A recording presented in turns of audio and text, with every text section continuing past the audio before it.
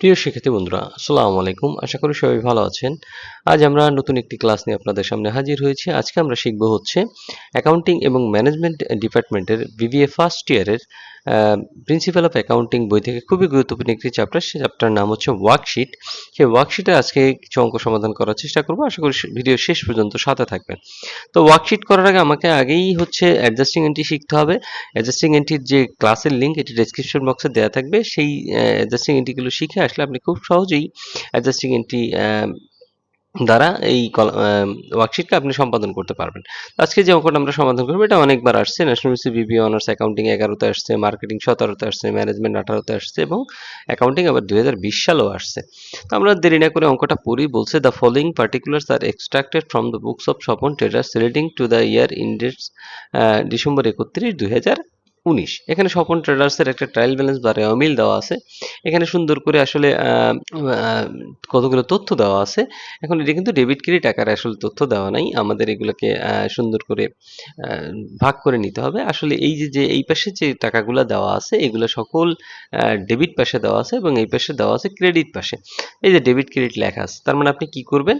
যখন আমরা রেওয়ামিল বসাবো তখন ডেবিট আর ক্রেডিটের টাকাগুলা খুব সুন্দরভাবে ডেবিটের টাকাগুলো ডেবিটে দিয়ে দেবো, ক্রেডিটের টাকাগুলো ক্রেডিটে দিয়ে দেবো।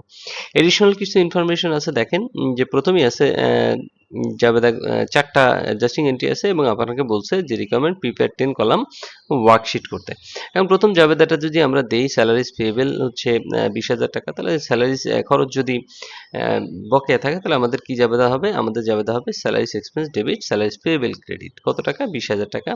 এরপর ডেপ্রিসিয়েশনের যদি জাবেদা দিই, আমরা জানি ডেপ্রিসিয়েশনে কি জাবেদা হয়? Depreciation expense debit, accumulated depreciation credit, টাকা ছিল 30,000ই। এরপর বলছে সাপ্লাইজ অন হ্যান্ড 31শে ডিসেম্বর 2019 টাকা 30,000। তাহলে আমরা যদি দেখি সাপ্লাইজ কি হিসাবে লিপিবদ্ধ ছিল? সাপ্লাইজ হচ্ছে সম্পদ আকারে লিপিবদ্ধ ছিল, যেহেতু অন হ্যান্ড আছে তাহলে আমাদের খরচের জাবেদা হবে। তাহলে আমরা লিখবো সাপ্লাইজ এক্সপেন্স ডেবিট এবং সাপ্লাইজ অন হ্যান্ড ক্রেডিট। এখন টাকা কত হবে?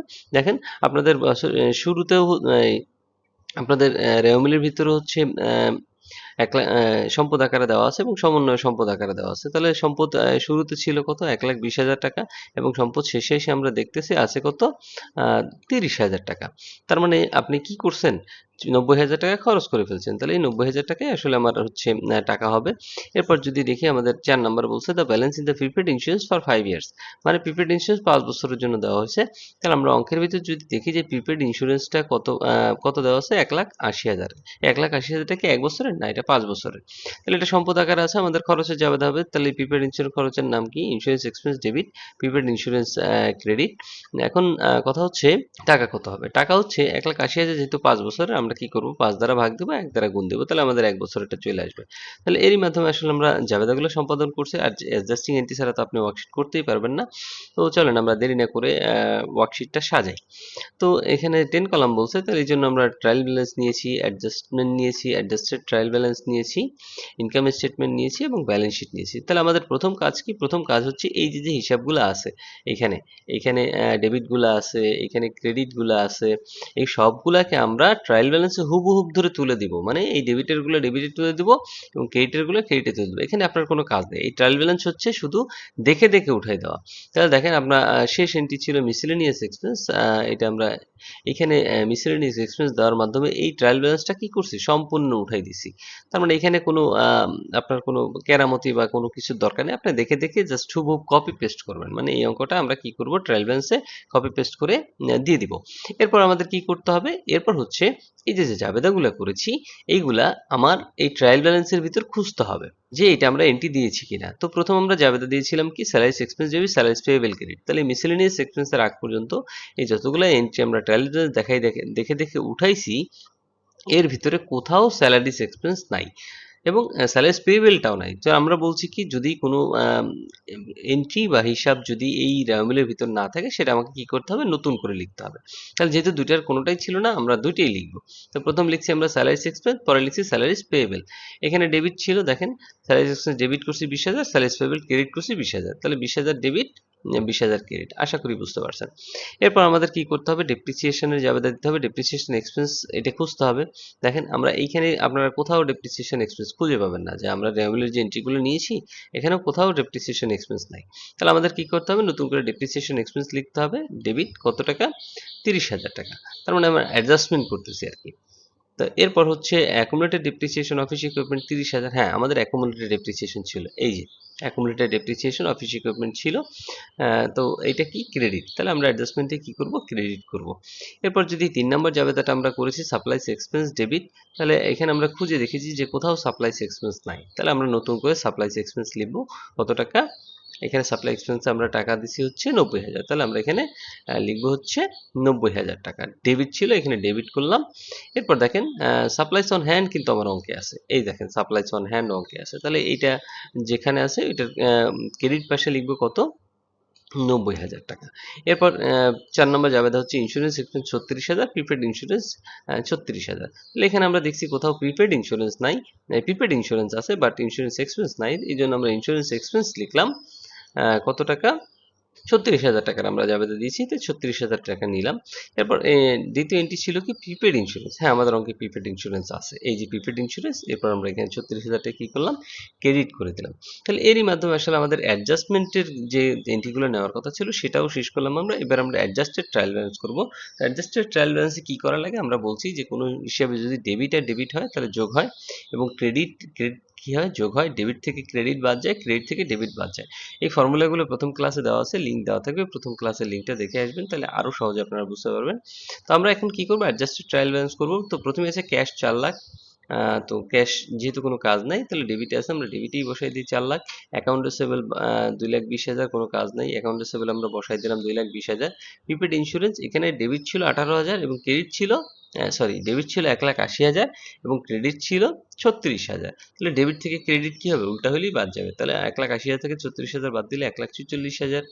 সাপ্লাইস অন হ্যান্ড ছিল আমাদের 1,20,000 এবং এখানে এটি কি ডেবিট ছিল, এটা কি ডেবিট ছিল, এবং উল্টো পাশে কি অ্যাডজাস্টমেন্টে আছে ক্রেডিট, তাহলে ডেবিট থেকে ক্রেডিট কি হবে, বাদ যাবে। তাহলে 1,20,000 থেকে 90,000 বাদ দিলে হয় কত, 30,000। অফিস ইকুইপমেন্ট কোনো কাজ নাই, এই জন্য ডেবিট ছিল, আমরা ডেবিটে বসাই দিলাম। অ্যাকুমুলেটেড ডেপ্রিসিয়েশন এখানে দেখেন আছে কত, 4 লাখ, এটি কি ক্রেডিট, এবং অ্যাডজাস্টমেন্টেও 30,000 আছে ক্রেডিট, তাহলে ক্রেডিটে ক্রেডিটে কি হবে, ক্রেডিটে ক্রেডিটে যোগ হবে, তাহলে কত হয়, 4,30,000। এরপর দেখি কি আছে, এরপর অ্যাকাউন্টস পেয়েবল আছে, কোনো কাজ নাই, আমরা বসাই দিলাম। স্বপনস ক্যাপিটাল কোনো কাজ নাই আছে, যে পাশে আছে সেই পাশে আমরা বসাই দিব, কোনো কাজ না থাকলে। স্বপন ড্রয়িংস হচ্ছে 1,60,000, কোনো কাজ নেই, আমরা বসাই দিলাম। সার্ভিস রেভিনিউ আছে 1,40,000, সরি এটা 14 লাখ, তো 14 লাখ আমরা বসাই দিলাম, ক্রেডিটে ছিল। এরপর অ্যাডভার্টাইজিং এক্সপেন্স আছে 80,000, রেন্ট এক্সপেন্স আছে 1,80,000, মিসেলেনিয়াস এক্সপেন্স আছে 80,000, মানে কোনো কাজ না থাকলে আমরা জাস্ট বসাই দিব। স্যালারিস এক্সপেন্স কত আছে, 20,000, তাহলে 20,000 আমরা বসাই দিলাম। স্যালারিস পেয়েবল হচ্ছে 20,000, এটা ক্রেডিট পাশে বসাই দিলাম। এরপর ডেপ্রিসিয়েশন এক্সপেন্স কোনো কাজ নাই, বসাই দিলাম। সাপ্লাইস এক্সপেন্স ডেবিটে ছিল, ডেবিটে বসাই দিলাম 90,000। ইন্স্যুরেন্স এক্সপেন্স ডেবিটে ছিল, বসাই দিলাম আমরা ডেবিটে 36,000। এখন আমরা কি করব, এখন আমরা ইনকাম স্টেটমেন্ট এবং ব্যালেন্স শিট একবারে করব। তো ইনকাম স্টেটমেন্টে ডেবিট পেশে যায় খরচ, ক্রেডিট পেশে যায় আয়, ব্যালেন্স শিটে ডেবিট পেশে যায় সম্পদ এবং ক্রেডিট পেশে যায় দায়। এখন আমরা এই 4টা জিনিস যদি খুব সহজেই চিনতে পারি তাহলে এই দুইটা ঘর আমাদের কোশ্চেন দেওয়া খুব সহজ হবে। তাহলে প্রথম ছিল আমাদের ক্যাশ, তাহলে ক্যাশ হচ্ছে কি সম্পদ, তাহলে আমরা সম্পদের সাইডে দিয়ে দিব। অ্যাকাউন্ট রিসিভেবল কি সম্পদ, সম্পদের সাইডে দিয়ে দিব। এরপর হচ্ছে প্রিপেড ইন্স্যুরেন্স, প্রিপেড বলতেই সম্পদ, সম্পদের সাইডে দিয়ে দিব 1,46,000। এরপর সাপ্লাইস অন হ্যান্ড, সাপ্লাইস হাতে আছে মনিহারি, এটাও সম্পদ, আমরা সম্পদের সাইডে দিয়ে দিব। অফিস ইকুইপমেন্ট তো আমরা জানি অবশ্যই সম্পদ, তাহলে সম্পদের সাইডে দিয়ে দিব। অ্যাকুমুলেটেড ডেপ্রিসিয়েশন হচ্ছে দায়, তাহলে 4,30,000 টাকা দায় ব্যালেন্স শিটের ক্রেডিট পাশে যাবে। এরপর আছে অ্যাকাউন্টস পেয়েবল, সেটাও দায়, সমস্ত প্রকার পেয়েবল দায়। তারপর সমস্ত স্বপনস ক্যাপিটাল হচ্ছে দায়, সেটাও আমরা দিয়ে দিলাম। এরপর স্বপনস ড্রয়িং, ড্রয়িং কি হবে, সম্পদের পাশে বলবে, কেন, কারণ এটি আমাদের ক্যাপিটাল থেকে বাদ দেওয়ার কথা, বাট আমরা তো ক্যাপিটাল থেকে বাদ দিতে পারতেছি না, এই জন্য উল্টা পোস্টিং দিলে আমাদের কি হবে, ক্যাপিটাল থেকে অটোমেটিক বাদ পড়ে যাবে। তাহলে সার্ভিস রেভিনিউ এটা তো আয়, তাহলে ইনকাম স্টেটমেন্টের কোন সাইডে যাবে, ক্রেডিট সাইডে যাবে। এরপর অ্যাডভার্টাইজিং এক্সপেন্স হচ্ছে খরচ, রেন্ট এক্সপেন্স হচ্ছে খরচ, মিসেলেনিয়াস এক্সপেন্স হচ্ছে খরচ, স্যালারিস এক্সপেন্স খরচ। তাই আমরা ইনকাম স্টেটমেন্টে এই সবগুলো কি কোথায় ডেবিট পাশে দেখাইলাম। এবার স্যালারি পেয়েবলটা হচ্ছে কি দায়, তাহলে আমরা দায়ের সাইডে দেখাইলাম। এখন সমস্ত পেয়েবল হচ্ছে দায়। এরপর দেখেন ডেপ্রিসিয়েশন এক্সপেন্স হচ্ছে খরচ, সাপ্লাইস এক্সপেন্স হচ্ছে খরচ, ইন্স্যুরেন্স এক্সপেন্স হচ্ছে খরচ। সেগুলো আমরা কি করলাম খরচের পাশে দেখালাম। এখন আমরা কি করব, যে পাশ বড় সেই পাশে আগে যোগ করব। তাহলে আমরা যদি দেখি ইনকাম স্টেটমেন্টের ক্রেডিট পাশ বড় আছে, কারণ এখানে 14 লাখ টাকা আছে, তাহলে 14 লাখ টাকা আমরা এখানে বসাইলাম এবং 14 লাখ টাকা এই পাশেও ট্রান্সফার করে নিয়ে আসলাম। এখন এই 14 লাখ টাকা থেকে এই যত খরচ আছে 80,000, 1,80,000, 80,000, 20,000, 30,000, 90,000, 36,000, এই সবগুলো আমরা বাদ দিব। বাদ দেওয়ার পর আমাদের এই ডেবিট পাশে ঘাটতি কত থাকবে, সেটা হচ্ছে 8,84,000। তাহলে এই 8,84,000 টাকাই হচ্ছে আমার কি নেট ইনকাম। 8,84,000 টাকা হচ্ছে কি নেট ইনকাম। তাহলে নেট ইনকামটা ক্যাপিটালের সাথে যোগ হয়। এখন এখানে তো যোগ করার সিস্টেম নেই, তাই আমরা কি করব, আমরা দায়ের ক্রেডিট সাইডে দিয়ে দেবো, যাতে ক্যাপিটালের সাথে অটোমেটিক যোগ হয়ে যায়। এখন আমরা কি করব, টোটাল টানবো। তাহলে টোটাল অ্যাডজাস্টমেন্ট টোটাল ছিল হচ্ছে 23 লাখ। তাহলে এখানে আমরা সরাসরি 23 লাখ বসাই দিলাম। 23 লাখ 23 লাখ অ্যাডজাস্টমেন্ট যোগ করলে 1,76,000, অ্যাডজাস্টেড ট্রায়াল ব্যালেন্স যোগ করলে 23,50,000 এবং ইনকাম স্টেটমেন্ট তো আমরা আগেই দেখালাম। এখন আমরা ব্যালেন্স শিট যোগ করলে এখানে আসে 18,34,000 আর ক্রেডিট সাইডেও আসে 18,34,000। তাহলে আমাদের এটা কি হয়েছে, ব্যালেন্স শিট লাস্ট পর্যন্ত হচ্ছে মিলে যাবে। এই ছিল আপনার ওয়ার্কশিটের সমাধান। আশা করি বুঝতে পারছেন। যদি কোনো সমস্যা থাকে অবশ্যই কমেন্ট বক্সে কমেন্ট করতে ভুলবেন না। চলেন আমরা দেরি না করে আরেকটা অঙ্কে চলে যাই।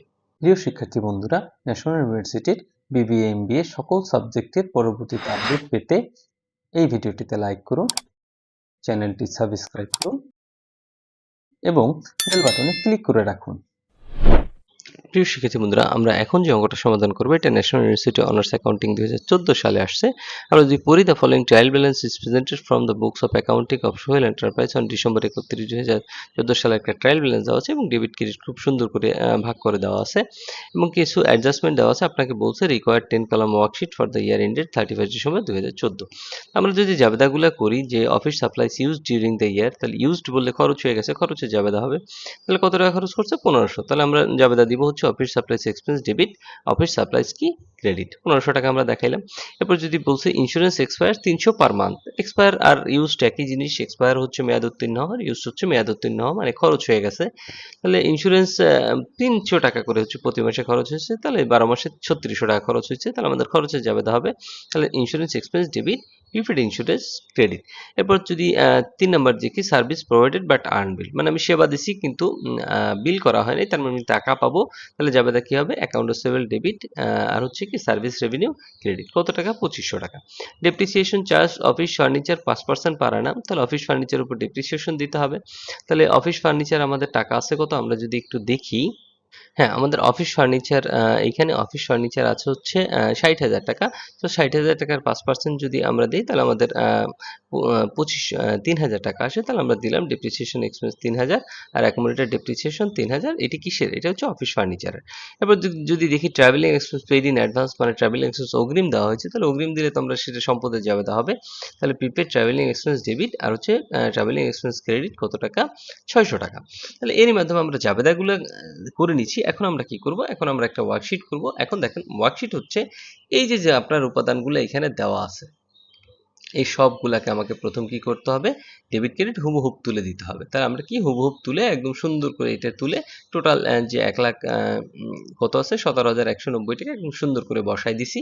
এখন আমাদের কি করতে হবে, জাবেদাগুলো দেখতে হবে। তাহলে প্রথম জাবেদা আছে অফিস সাপ্লাইস এক্সপেন্স, তাহলে অফিস সাপ্লাই এক্সপেন্স এর ভিতরে খুঁজতে হবে, যদি না থাকে তাহলে নতুন করে লিখতে হবে। তাহলে আমরা খুঁজে পাইনি, আমরা নতুন করে লিখছি। দেখেন অফিস সাপ্লাই এক্সপেন্স কত, 1500 টাকা। এরপর কি ছিল, এরপর ছিল অফিস সাপ্লাইস ছিল, কিন্তু আমাদের অফিস সাপ্লাইস কিন্তু অঙ্কে আছে। কোথায় আছে আমরা একটু যদি দেখি যে এই যে অফিস সাপ্লাইস ছিল 2100 টাকা। তাহলে আমরা অফিস সাপ্লাইস ক্রেডিট করব, অ্যাডজাস্টমেন্টে কত, 2100, সরি আমরা যাবে দিয়েছিলাম 1500 টাকা। তাহলে আমরা অফিস সাপ্লাইস কত করব, 1500 টাকা লিখব। এই যে আমরা 1500 টাকা লিখছি অফিস সাপ্লাইসে ক্রেডিট। এখন আমাদের পরবর্তী জাবেদা ছিল ইন্স্যুরেন্স এক্সপেন্স এবং প্রিপেড ইন্স্যুরেন্স। এখন কথা হচ্ছে কি, আমাদের কি ইন্স্যুরেন্স এক্সপেন্স আছে এখানে, না আপনি খুঁজে দেখবেন যে এখানে কোথাও ইন্স্যুরেন্স এক্সপেন্স নাই। তাহলে আমাদের কি করতে হবে, ইন্স্যুরেন্স এক্সপেন্স নতুন করে লিখতে হবে। এই যে আমরা লিখেছি ইন্স্যুরেন্স এক্সপেন্স নতুন করে কত টাকা, 3600 টাকা। আশা করি বুঝতে পারছেন। এই যে 3600 টাকা। এখন প্রিপেইড ইন্স্যুরেন্স কিন্তু আমার অঙ্কে আছে। এই যে প্রিপেইড ইন্স্যুরেন্স কত টাকা? 3600 টাকা আমাকে নিতে হবে ক্রেডিট। এই যে আমরা অ্যাডজাস্টমেন্টে ক্রেডিট দেখাইলাম 3600 টাকা। 3 নম্বর জাবেদা যদি দেখি যে অ্যাকাউন্ট রিসিভেবল ডেবিট 2500 এবং সার্ভিস রেভিনিউ ক্রেডিট 2500। তাহলে আপনারা যদি খুঁজে দেখেন যে অ্যাকাউন্ট রিসিভেবল পাবেন অঙ্কে, এই যে আমরা পেয়েছি। পেলে কিন্তু আর নতুন করে লেখার প্রয়োজন নাই। তাহলে 2500 টাকা আমরা ডেবিট করছি। এখন সার্ভিস রেভিনিউ ক্রেডিট করব কত? 2500। আপনারা যদি অঙ্ক খুঁজেন তাহলে দেখবেন যে আপনার অঙ্কে সার্ভিস রেভিনিউ আছে। এই যে একদম প্রথম এন্টিটি সার্ভিস রেভিনিউ ছিল, তাহলে আমরা ক্রেডিট করব কত? এখানে কত আছে? 2500 টাকা। এই যে 2500 টাকা আমরা অ্যাডজাস্টমেন্টে ক্রেডিট করে দিয়েছি। এরপর যদি দেখি ডেপ্রিসিয়েশন এক্সপেন্স আছে এবং অ্যাকুমুলেটেড ডেপ্রিসিয়েশন আছে।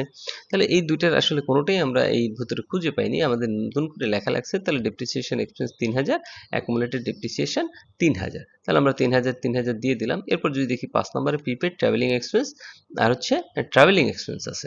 তাহলে আমাদের কিন্তু প্রিপেড ট্রাভেলিং এক্সপেন্স বলতে কোনো এন্ট্রি নাই, এই জন্য আমরা এটা নতুন লিখলাম। প্রিপেড ট্রাভেলিং এক্সপেন্স কত? 600 টাকা। কিন্তু অঙ্কে কিন্তু ট্রাভেলিং এক্সপেন্স আছে। এই দেখেন ট্রাভেলিং এক্সপেন্স কত টাকা? 2600 টাকা ছিল। তাহলে আমরা ক্রেডিট করব কত? 600 টাকা, যেহেতু আমরা জাবেদায় ক্রেডিট করেছি। তাহলে আমাদের কিন্তু এগুলা নেওয়া শেষ। এখন কিন্তু একটা জিনিস আপনারা খেয়াল করবেন যে আপনারা একটা জিনিস ভুল করি আমরা, সেটা হচ্ছে দেখেন এখানে 10% নোটস পেয়েবল আছে। কোনো দায়ের যদি পার্সেন্টেজ লাগানো থাকে তাহলে আপনাকে ধরে নিতে হবে ওই দায়ের সুদ বকে আছে। আশা করি বুঝাইতে পারছি জিনিসটা, যে কোনো দায়ের যদি পার্সেন্টেজ লাগানো থাকে তাহলে ওই দায়ের সুদ বকে আছে। তাহলে দেখেন দায়টা কত? 20,000 টাকা। তাহলে 20,000 টাকা 10% হয় কত? 2,000 টাকা। কিন্তু এই দায়টা নেওয়া হয়েছে 1/7 মানে জুলাইয়ের 1 তারিখে। তার মানে আপনার বছরের অর্ধেক নিতে হবে। তাহলে সহজভাবে করি আমরা, 20,000 টাকা 10% দিলে হয় 2,000, 2,000 এর অর্ধেক কত যাবে? 1,000। তাহলে এটার জাবেদা কি হবে? এটার জাবেদা হবে interest expense debit interest payable credit. এখন আপনার কি এই জাবেদা কি আমরা দিয়েছি? না, দেইনি। তাহলে আমাদের খুঁজতে হবে যে ইন্টারেস্ট এক্সপেন্স এবং ইন্টারেস্ট পেয়েবল বলতে আমার কিছু আছে নাকি। তাহলে আপনারা এখানে খুঁজে দেখবেন যে এখানে ইন্টারেস্ট এক্সপেন্স এবং ইন্টারেস্ট পেয়েবল বলতে আসলে কিচ্ছু নেই। তার মানে আমাদের কি করতে হবে? এই দুইটা জিনিসই নতুন করে লিখতে হবে। তাহলে আমরা নতুন করে লিখলাম interest expense debit interest payable credit কত? 1,000, 1,000। তাহলে আমাদের কিন্তু অ্যাডজাস্টমেন্টও শেষ হয়ে গেছে। তাহলে দুইটা যোগ করলে 12,200, 12,200 যোগ করে দিলাম। এবার আমরা অ্যাডজাস্টেড ট্রায়াল ব্যালেন্স করব। কিভাবে করি? ডেবিটে ডেবিটে যোগ হয়, ক্রেডিটে ক্রেডিটে যোগ হয়, ডেবিট থেকে ক্রেডিট বাদ যায়, ক্রেডিট থেকে ডেবিট বাদ যায়। তাহলে দেখেন এখানে সার্ভিস রেভিনিউ ক্রেডিট আছে এবং অ্যাডজাস্টমেন্টেও ক্রেডিট আছে। তাহলে ক্রেডিটে ক্রেডিটে যোগ করবো আমরা। এখানে যোগ করে ক্রেডিট দিকে বসাই দিলাম 29,740। রেন্ট রেভিনিউ আছে 5,250। কাজ না থাকলে সরাসরি বসাই দিব। অ্যাকাউন্ট রিসিভেবল আছে কত? 24,800 এবং ডেবিটে আছে 2500। তাহলে দুইটাকে কি হবে? ডেবিটে ডেবিটে যোগ হবে। ক্যাশ ইন হ্যান্ড কোনো কাজ নাই, বসাই দেবো 11,240। প্রিপেড ইন্স্যুরেন্স এখানে আছে 3800 আর এখানে আছে ক্রেডিট 600। তাহলে ডেবিট আছে 3800, ক্রেডিট আছে 3600। তাহলে কি হবে? 3800 থেকে 3600 বাদ যাবে। বাদ গেলে কত থাকে? 200 টাকা। এরপর স্যালারিস এক্সপেন্স আছে 7,650। অ্যাকাউন্টস পেয়েবল আছে, কাজ না থাকলে আমরা এটা বসাই দেবো। 10% নোটস পেয়েবল আছে। এরপর ট্রাভেলিং এক্সপেন্স আছে, দেখেন এখানে আছে 2600 ডেবিট এবং এখানে আছে 600 ক্রেডিট। তাহলে ডেবিট থেকে ক্রেডিট কি হবে? বাদ যাবে। তাহলে 2600 থেকে 600 বাদ গেলে থাকে 2000। ইউটিলিটি এক্সপেন্স আছে কত? 2400, কোনো কাজ নাই, বসাই দিলাম। অফিস ফার্নিচার কোনো কাজ নাই, বসাই দিলাম 60,000। মিসেলেনিয়াস এক্সপেন্স কোনো কাজ নাই, বসাই দিলাম 400। অফিস সাপ্লাইস এখানে আছে ডেবিট 2100, এখানে ক্রেডিট আছে 1500। তাহলে ডেবিট থেকে ক্রেডিট কি হবে? বাদ যাবে। তাহলে থাকে 600। ক্যাপিটাল কোনো কাজ নাই, বসাই দিলাম আমরা। ড্রয়িং হচ্ছে কোনো কাজ নাই, বসাই দিলাম। এরপর অফিস সাপ্লাইস এক্সপেন্স কোনো কাজ নাই, ডেবিটে বসাই দিলাম। ইন্টারেস্ট এক্সপেন্স ডেবিটে বসাই দিলাম। Interest payable credit, insurance expense debit, depreciation expense debit, accumulated depreciation credit, মানে যেটা যেভাবে আছে সমন্বয়ের এন্ট্রিগুলো আসে, যেটা যেভাবে আছে ওই পাশে বসে। প্রিপেড ট্রাভেলিং এক্সপেন্স হচ্ছে সম্পদ, এটা আমরা ডেবিট দিকে বসাই দিলাম। এরপর আমরা ইনকাম স্টেটমেন্ট এবং ব্যালেন্স শিট একবারে করব। কিভাবে করব? ইনকাম স্টেটমেন্ট ডেবিটে যাবে হচ্ছে আয়, ক্রেডিটে আর ডেবিটে যাবে হচ্ছে সমস্ত প্রকার খরচ এবং ব্যয়, ক্রেডিটে যাবে সমস্ত প্রকার আয় এবং ব্যালেন্স শিটে ডেবিটে যাবে হচ্ছে কি? সম্পদ এবং ক্রেডিটে যাবে দায় এবং মালিকানা সত্ত্ব। তাহলে প্রথম আমাদের আসে কি? সার্ভিস রেভিনিউ, যেটা হচ্ছে আয়। তাহলে ইনকাম স্টেটমেন্টের ক্রেডিটে বসবে আয়, এবং রেন্ট রেভিনিউ সেটাও তো আয়, কারণ সমস্ত প্রকার রেভিনিউ হচ্ছে আয়। তাহলে ইনকাম স্টেটমেন্টে ক্রেডিটে বসাইলাম আমরা। অ্যাকাউন্ট রিসিভেবল হচ্ছে কি? সম্পদ, 27,300 আমরা সম্পদ বসাই দিলাম। এরপর আছে ক্যাশ ইন হ্যান্ড, এটাও সম্পদ, আমরা সম্পদে বসাই দিলাম, মানে ব্যালেন্স শিটে ডেবিটে। এবং ক্যাশ প্রিপেড ইন্স্যুরেন্স কত আছে? 200 টাকা, আর সমস্ত প্রকার প্রিপেড হচ্ছে কি? সম্পদ। তাহলে আমরা ব্যালেন্স শিটে ডেবিটে বসাই দিলাম সম্পদ। এরপর স্যালারিস এক্সপেন্স আছে, স্যালারিস এক্সপেন্স তো খরচ, তাহলে ইনকাম স্টেটমেন্টে ডেবিট হবে। অ্যাকাউন্টস পেয়েবল দায়, সমস্ত প্রকার পেয়েবল হচ্ছে দায়, আমরা কোথায় বসাবো? ব্যালেন্স শিটের ক্রেডিটে। 10% নোটস পেয়েবল, সমস্ত প্রকার পেয়েবল হচ্ছে কি? দায়, তাহলে আমরা কোথায় বসাবো? ব্যালেন্স শিটের ক্রেডিটে। এরপর ট্রাভেলিং এক্সপেন্স আছে খরচ, ইউটিলিটিস এক্সপেন্স আছে খরচ, খরচগুলো আমরা ইনকাম স্টেটমেন্টে ডেবিটে বসাবো। অফিস ফার্নিচার মানে সম্পদ, এটা কোথায় যাবে? ব্যালেন্স শিটের ডেবিটে যাবে। এরপর মিসেলেনিয়াস এক্সপেন্স, এক্সপেন্স বলতেই তো খরচ, আমরা কোথায় বসাবো? ইনকাম স্টেটমেন্টের ডেবিটে। এবার অফিস সাপ্লাইস আছে সম্পদ, সম্পদ আমরা কোথায় বসাবো? ব্যালেন্স শিটের ডেবিটে। ক্যাপিটাল তো হচ্ছে দায়, কোথায় বসাবো? ব্যালেন্স শিটের ক্রেডিটে। এবং ড্রয়িং হচ্ছে কি? সম্পদ, মানে ক্যাপিটাল থেকে বাদ যাবে, এই জন্য আমরা উল্টা পোস্টিং দিলে আমাদের বাদ হয়ে যাবে, তাহলে আমাদের সম্পদের পাশে দেখাই দিব। এবার দেখেন এগুলো সব হচ্ছে office supplies expense, interest expense, এগুলা কি? এগুলো সবই হচ্ছে কি? খরচ। কিন্তু পেয়েবেল আছে, পেয়েবেলটা কোথায় যাবে? দায়, ইন্টারেস্ট পেয়েবেলটা হচ্ছে দায়, তাই আমরা ব্যালেন্স শিটের ক্রেডিট পাশে দেখাইলাম। এবার ইন্স্যুরেন্স এক্সপেন্স আছে, ডেপ্রিসিয়েশন এক্সপেন্স আছে, অ্যাকুমুলেটেড ডেপ্রিসিয়েশনটা কিন্তু দায়, তাহলে আমরা কোথায় দেখাবো? ব্যালেন্স শিটের ক্রেডিটে। আবার প্রিপেড থাকলেই কিন্তু সম্পদ, তাহলে এই 600 টাকা কোথায় দেখাবো আমরা? ব্যালেন্স শিটের ডেবিট পাশে দেখাবো। তাহলে আমরা কিন্তু এইখানে যতগুলো এন্ট্রি ছিল সবগুলোই কিন্তু ট্রান্সফার করে দিয়েছি। এখন আমাদের কি করতে হবে? ইনকাম স্টেটমেন্ট করতে হবে। ইনকাম স্টেটমেন্টে আমরা ক্রেডিট দিক বড় হবে, যোগ করলে তার ক্রেডিট দিকে আমরা যোগ করলাম, আমাদের আসছে কত? 34,990। এখন এই 34,990 থেকে এই ডেবিট পাশে যত এন্ট্রি আছে, যে 7,650, 2,000, 2,400, 400, 1,500, 1,000, 3,600, 3,000, এই সবগুলো আমরা বাদ দিব। বাদ দেওয়ার পর দেখবেন যে আরো 13,440 টাকার ঘাটতি আছে। তো যে ঘাটতিটা থাকবে সেটাই কি? সেটাই হচ্ছে আমার নেট ইনকাম। তাহলে নেট ইনকামটা আমরা কার সাথে কোথায় ট্রান্সফার করব? এটা ব্যালেন্স শিটের ক্রেডিট দিকে ট্রান্সফার করব, কারণ এটা ক্যাপিটালের সাথে যোগ হয়। যেহেতু এখানে যোগ বিয়োগ করার সিস্টেম নেই, তাহলে আমরা কি করব? ক্রেডিট দিকে দিয়ে দেবো, তাহলে ক্যাপিটালের সাথে এমনিই যোগ হয়ে যাবে। তাহলে আমরা দেখাই দিলাম 13,440। এরপর আমরা ব্যালেন্স শিট যোগ করব, ব্যালেন্স শিট যোগ করলে আমাদের দুই পাশ মিলে যাবে, 1,02,140, 1,02,140। এই ছিল অঙ্কের সমাধান। আশা করি বুঝতে পারছেন। এবং অঙ্ক সম্পর্কে যদি কোনো ডাউট বা মনে কোনো প্রশ্ন থাকে অবশ্যই কমেন্ট বক্সে কমেন্ট করতে ভুলবেন না। আর আপনাদের জন্য এত কষ্ট করে ভিডিও বানাই, অবশ্যই চ্যানেলটা সাবস্ক্রাইব করে পাশে থাকবেন যদি আপনাদের এতটুকু উপকারে এসে থাকে আর কি। আর আগামী ক্লাসের জন্য অগ্রিম শুভেচ্ছা রইল। আর চ্যানেলটি সাবস্ক্রাইব করে পাশে থাকবেন। ধন্যবাদ সবাইকে এত সময় সাথে থাকার জন্য। পরবর্তী ক্লাসের জন্য অগ্রিম শুভেচ্ছা রইল সবাইকে। আসসালামু আলাইকুম।